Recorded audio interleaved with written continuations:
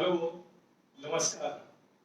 नेहमीची येतो पावसाळा, तसं दर रविवाराला ही विस्डम क्लिनिकच्या FB लाईव्हची आम्हाला उत्सुकता असते. कारण या निमित्ताने अनेक मित्रांशी मैत्रिणींशी संवाद साधता येतो आणि त्यांच्या प्रतिक्रिया, त्यांचे फीडबॅक हे खूप मोलाचे असतात. कारण त्याच्यावरनं आम्हाला नवनवीन विषय सुचतात, वाचायला प्रेरणा मिळते आणि एक छान मजा येते आठवड्याभर. तर गेल्या 2-3 आठवड्यामध्ये अनेक लोकांनी विषय सुचवला होता की व्हिटॅमिन डी वर काहीतरी बोला. या व्हिटॅमिन डी ला सनशाईन हॉर्मोन म्हणतात. तुम्हाला प्रश्न पडेल, सनशाईन तर सगळ्यांना माहिती आहे का ते, पण याला हॉर्मोन का म्हणतात, तर ते आपण बघणार आहोत. आणि व्हिटॅमिन डी हे नाव कुठून आलं असेल याची कथा आपण शेवटी ऐकणार. तर याच्यामध्ये ना काही डेफिनेशन्स असतात, काहीतरी असतात. त्यामुळे मी आज माझी इलेक्ट्रॉनिक वहीच घेऊन बसलेलो आहे, पण काही काही गोष्टी सरळ सरळ वाचल्या तर त्यातले शब्द न चुकता मला सांगता येतील. तर व्हिटॅमिन डी हॉर्मोन आहे की व्हिटॅमिन आहे हे पहिल्यांदा बघण्याच्या अगोदर व्हिटॅमिनची व्याख्या काय करतात बघूया. So vitamin is defined as organic, म्हणजे कार्बन कंटेनिंग मॉलिक्युल किंवा chemical that must be obtain from dietary source. म्हणजे ते आपल्या शरीरात बनूच शकत नाही, म्हणून त्याला ऑब्टेन फ्रॉम डायटरी सोर्स. नंतर बॉडी कॅनॉट प्रोड्यूस इट, हे परत म्हटलं, म्हणजे खरं बोलत खोटं सांगणार नाही. तसं obtain from dietary source and body cannot produce it. नंतर it must be essential for body metabolism, म्हणजे त्याची अत्यावश्यक आहे आणि but required in minuscule quantity. या 4 गोष्टी, म्हणजे ते कार्बन कंपाऊंड असलं पाहिजे, त्याच्यानंतर ते आहारातनं मिळवायला लागलं पाहिजे, ते अत्यावश्यक आपल्या चयापचय क्रियेकरता असलं पाहिजे. आता चयापचय क्रिया म्हटलं की अनेकांची भोवया अशा होती की म्हणजे मेटाबॉलिझम आपलं साधं मराठी. तर आणि ते अत्यल्प प्रमाणात लागलं पाहिजे.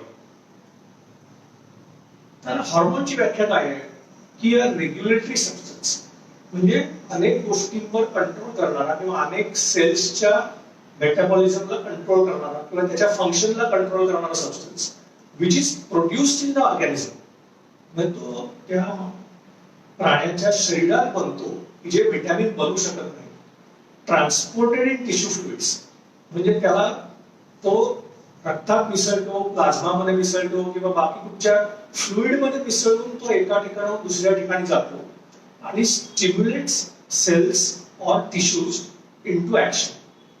आता याच्यामध्ये व्हिटॅमिन डी हे अत्यावश्यक आहे, ते कमी क्वांटिटीमध्ये लागतं, ते ऑर्गॅनिक कंपाऊंड पण आहे, पण ते आपलं शरीरही प्रोड्यूस करू शकतं. त्यामुळे ते व्हिटॅमिन म्हणून जरी त्याचा शोध लागला तरी ते आहे हॉर्मोन. त्यामुळे व्हिटॅमिन डीला म्हणून हॉर्मोन किंवा व्हिटॅमिन असं म्हणतात. आता सगळ्यांना माहिती आहे, शाळेपासूनच्या मुलांना माहिती असतं की व्हिटॅमिन डी म्हणजे काय, कॅल्शियम, बोन किंवा मग ऑस्टिओपोरोसिस, फ्रॅक्चर्स, म्हणजे सगळ्या गोष्टी व्हिटॅमिन डी शी रिलेटेड आहेत. याचा व्हॉट्सअपवरून, गुगलवरून, एकमेकांशी बोलताना, डॉक्टरांच्या तोंडून खूप ऐकलेलं असतं. पण तुम्हाला एक गमतीची गोष्ट सांगतो की शाळेमध्ये असताना आपल्याला व्हिटॅमिन डी बद्दल काय सांगितलेलं असतं.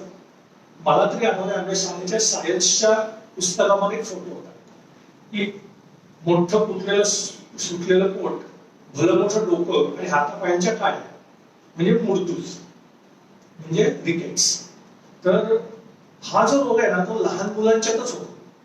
पण आमच्याकडे एकदा पेशंटने येऊन सांगितलं होतं की डॉक्टर, आमच्या मिस्टरला बहुतेक मुडतूज झाले. तुमच्या मिस्टरचं वय काय, तर म्हणे काहीतरी 59. म्हटलं मग तुम्ही असं का म्हणताय मुडतूज झाला म्हणून. हातापायांच्या काड्या, आपल्याला पण सायन्स मध्ये नव्हतं का, हातापायांच्या काड्या, पोट एवढं सुटलेलं आणि डोकं मोठं आहे. तर हे अशी लक्षणं मोठ्या माणसांच्यात जरी दिसत असली तरी तो मुडतूज नसतो.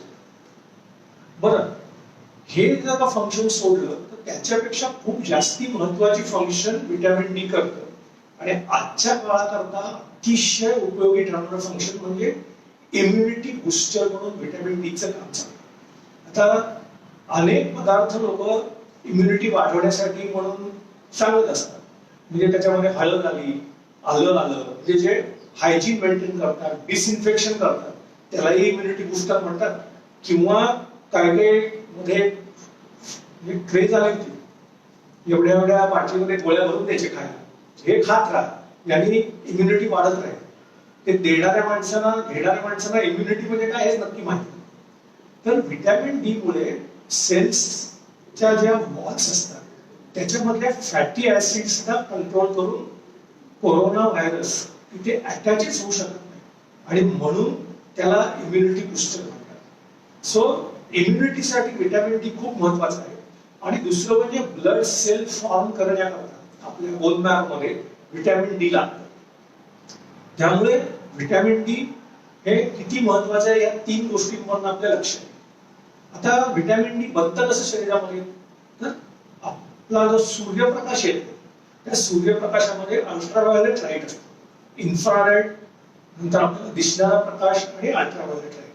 त्याच्यामध्ये UVB नावाचा म्हणजे अल्ट्राव्हायोलेट बी रेंज, जो एका पर्टिक्युलर वेव्हलेंथला असतो, तर तो आपल्या स्किन मध्ये शिरतो आणि स्किन मध्ये पेनिट्रेट करू शकतो, आणि स्किन मध्ये असलेलं कोलेस्टेरॉल त्याच्यावर प्रक्रिया करून त्याच्यापासून व्हिटॅमिन डी बनतो. त्यामुळे आणखीन एक इथे आपण म्हणतो ना, जाता जाता एक साईड स्टोरी म्हणून सांगायला हरकत नाही की कोलेस्टेरॉल हे पूर्ण वाईट नाही.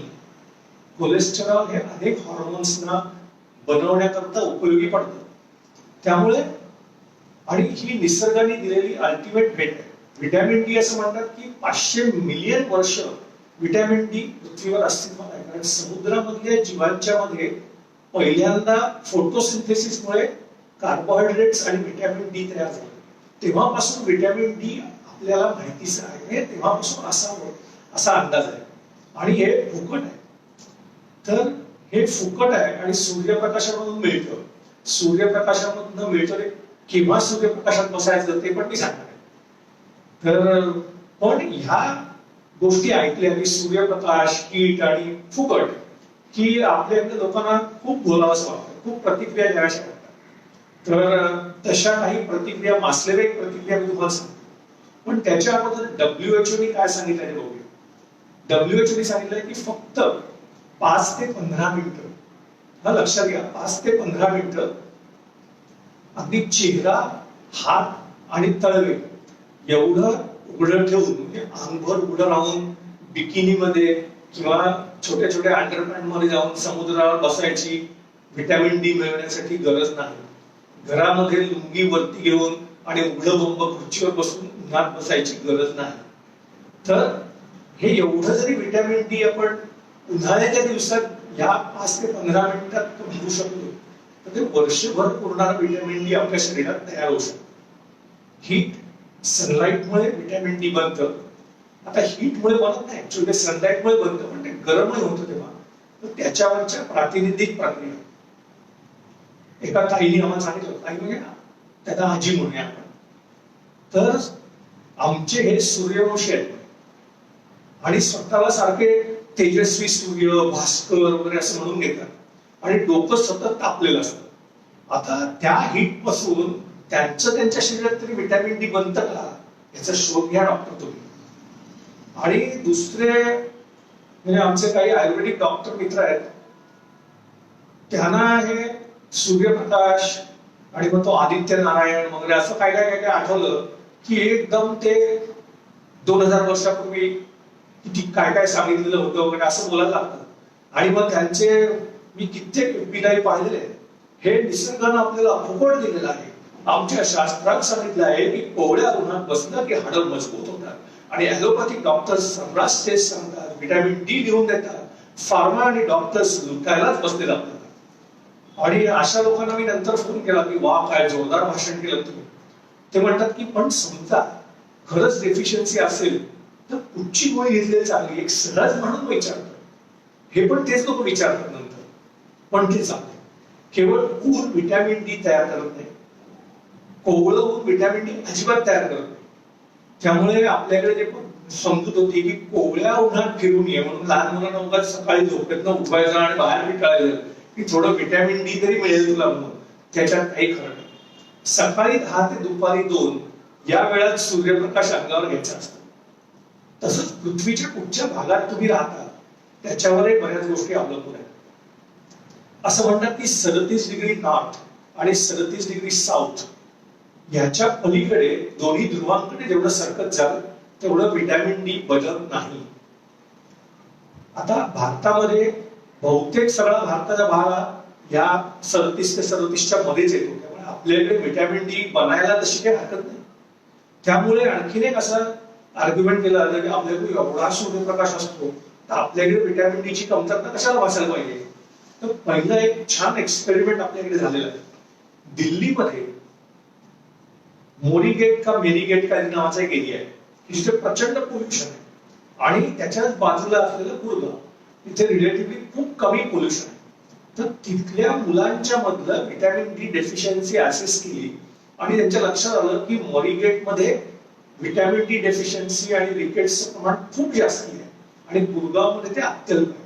याचं कारण हवेतलं पोल्युशन की ज्याच्यामुळे सूर्यप्रकाशातले हे जे व्हिटॅमिन युव्हीबी किरण असतात ते पोहोचतच नाही आपल्यापर्यंत.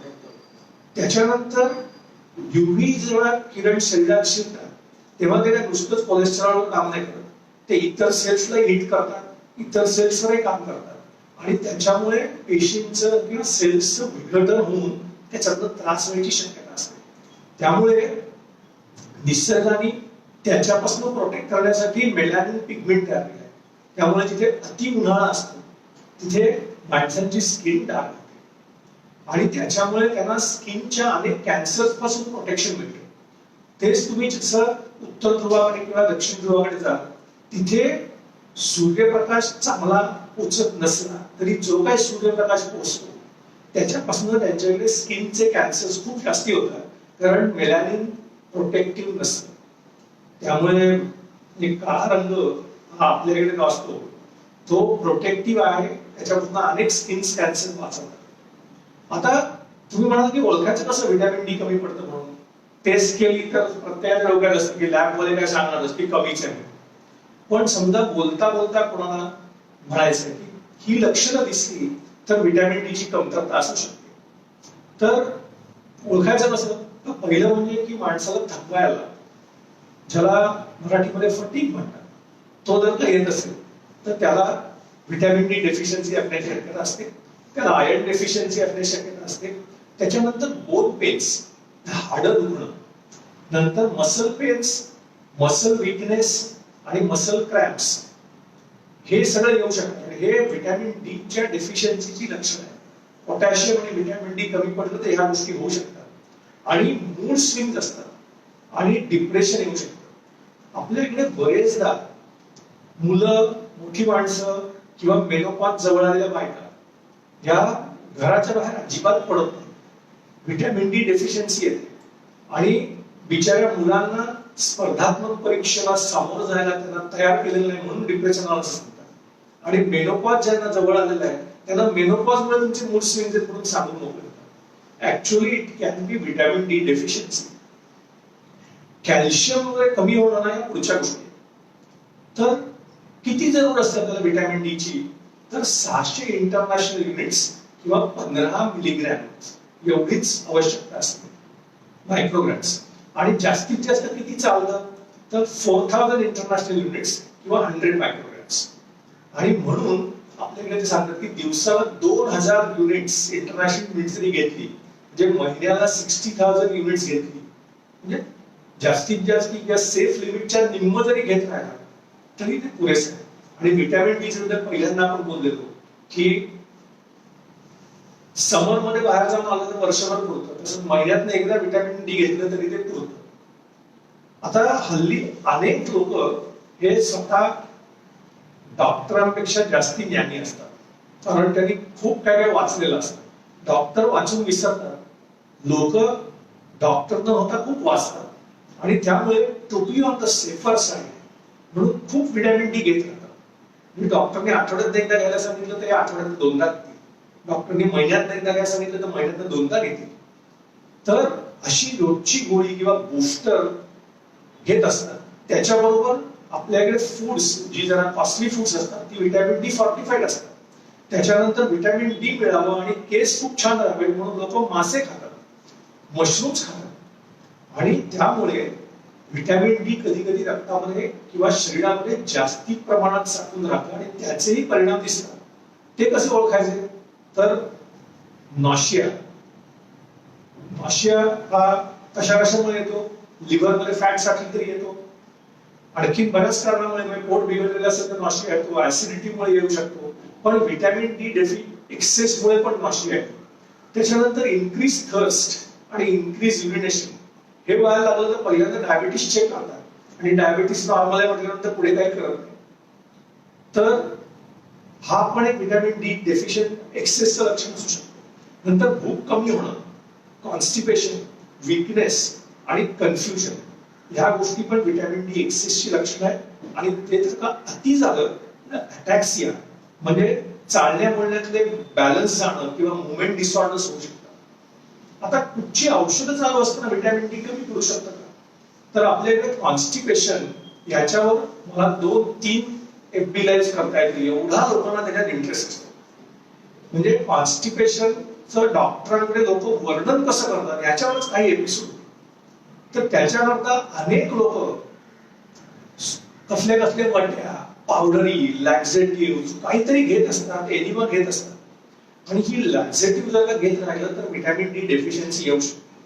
नंतर स्टिरॉइड्स घेणाऱ्या लोकांच्या मध्ये व्हिटॅमिन डी डेफिशियन्सी येते. आणि तुम्ही मला स्टिरॉइड घेतं कोण? अहो तुम्हाला सांगतो की आपल्याकडे अनेक जादूगार लोक आहेत जे दम्यावर आणि संधिवातावर अक्सिर इलाज करतात.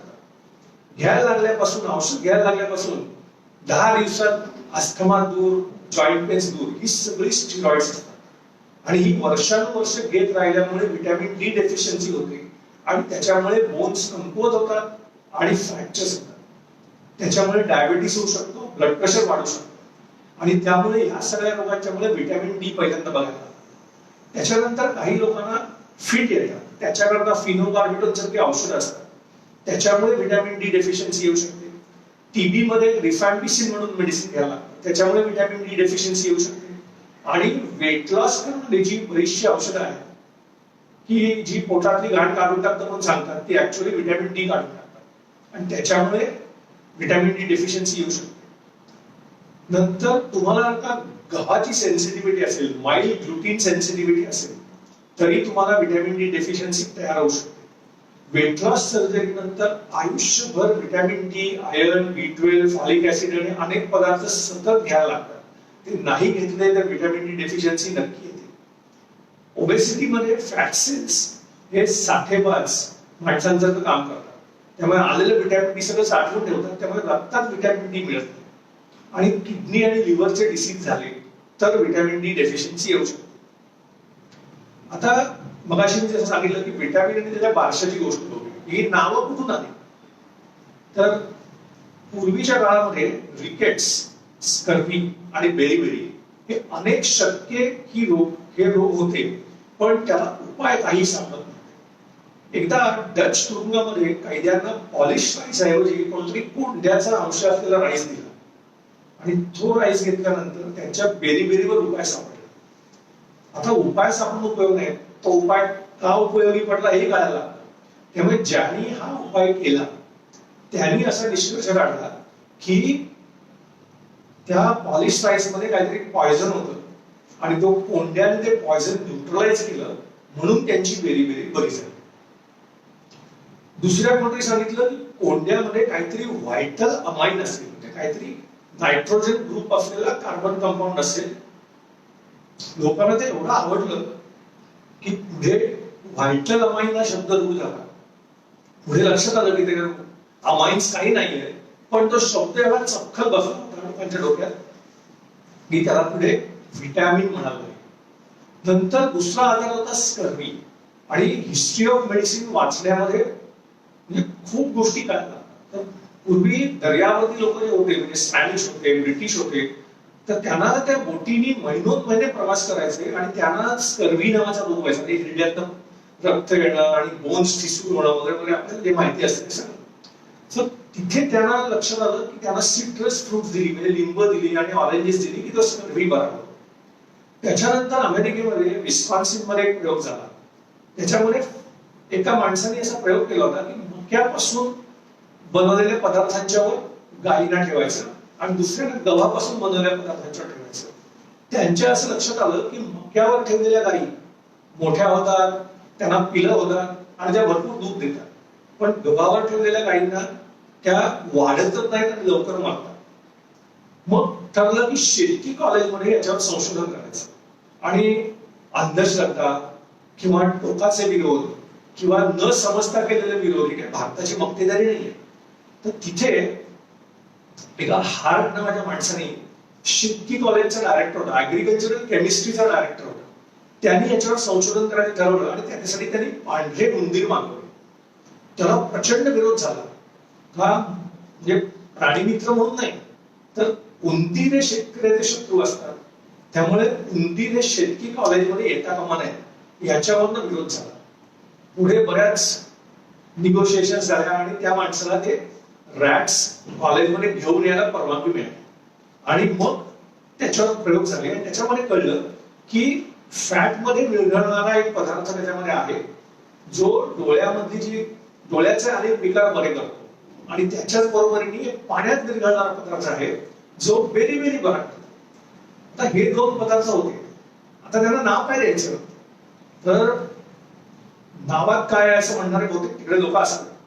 त्यामुळे आणि वैज्ञानिकांना शक्यतो नावावयामध्ये इंटरेस्ट असतो, त्यामुळे त्यांनी सांगितलं काय गडबड कशाला करायचे, एकाला ए म्हणा एकाला बी म्हणा. आणि म्हणून जो फॅट सोल्युबल पदार्थ होता त्याला व्हिटॅमिन ए म्हणावं लागले आणि जो वॉटर सॉल्युबल होता त्याला व्हिटॅमिन बी म्हणावं लागले. नंतर स्कर्वीवर काम करणारा पदार्थ सापडला. आता ही पहिली प्रेसिडन्स काय झालं, त्यांनी सांगितलं याला सी म्हणा. त्याच्यानंतर पुढे काही प्रयोग झाले आणि त्यांना वाटलं व्हिटॅमिन ए मुळे रिकेट्स पण बरा होतो. मग त्यातल्या एका शहाण्याने त्या फॅट सोल्युशन मधून ऑक्सिजन बबल केला आणि व्हिटॅमिन ए नष्ट केलं आणि तरी रिकेट्स बरा आला, त्याला डी म्हणलं. तर ही अशी नावं ठेवली गेली. पुढे बीच्या गटामध्ये अनेक इतर जे पदार्थ सापडले जे बीला संलग्न होते, त्यांना कधी भासती भानगड केली नाही. त्याला ती B1, B2, B6, B7, B12 अशी नावं ठेवून दिली. आता याचं कारण मला असं कळलेलं आहे की युरोपियन लोक नावे ठेवण्याच्या बाबतीत खूप मागासलेले आहेत. त्यांच्याकडे एक जॉर्ज झाला की पहिला जॉर्ज, दुसरा जॉर्ज, तिसरा जॉर्ज, दुसरा नाव सापडत नाही. एक विक्टोरिया असेल त्याच्याच नावाने आहे, एक हेनरी असेल त्याच्याच नावाने आहे. मला असं वाटतं की हे शोध आपल्याकडे लागले असेल. आपल्या इकडे मुलीची पाळी चुकली आणि ती प्रेग्नंट असं लक्षात आलं की नावं शोधण्याची जी काय अहममिका लागते, तर व्हिटॅमिन्स काय गोष्टी आहेत, किती नावं ठेवली असती आपण त्यांना. पण ते जाऊ द्या, कारण हे म्हणजे आत्याबाईला विषय असते किंवा आम्ही सत्तेत असतो तर 15 दिवसात चीनला हात लावला असतो वगैरे असं म्हणण्याचं काय. तेव्हा ही नावांची गोष्ट झाली, व्हिटॅमिन डी ची गोष्ट झाली. तर इथे आम्ही थांबतो. आपण नेहमीच म्हणतो नमस्कार.